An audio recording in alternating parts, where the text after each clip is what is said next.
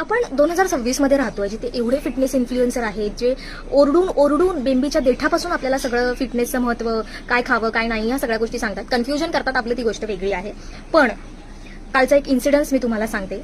कालचा प्रसंग म्हणजे माझ्या प्रोसेसच्या बाहेर होता तो.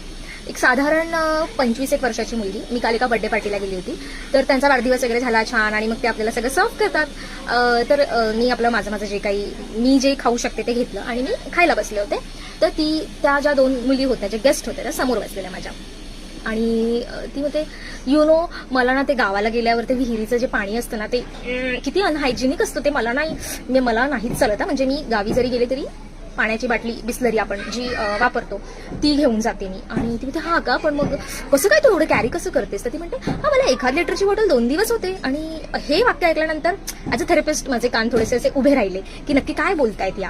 बाय द वे, असं लोकांचं ऐकायचं नसतं, पण मी थेरपिस्ट आहे, तर आरोग्याच्या दृष्टिकोनातून विचार करण्यासाठी मी ऐकू शकते. ओके.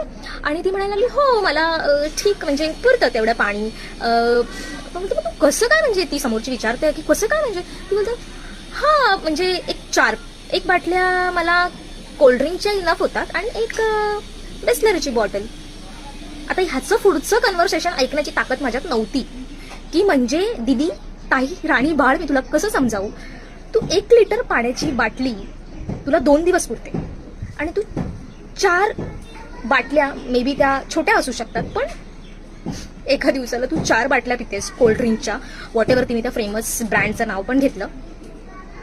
विहिरीचं पाणी, त्याच्यामध्ये बेडूक आणि साप असतात म्हणून अनहायजेनिक, जे आपले पूर्वजांपासून पित आल्यात. आणि कोल्ड्रिंक काय, कसं समजवायचं?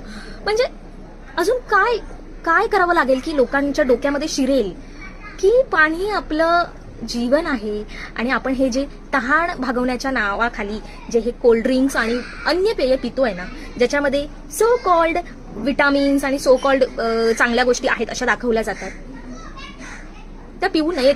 कसं, म्हणजे कोणत्या भाषेत सांगावं? प्लीज मला सांगाल का?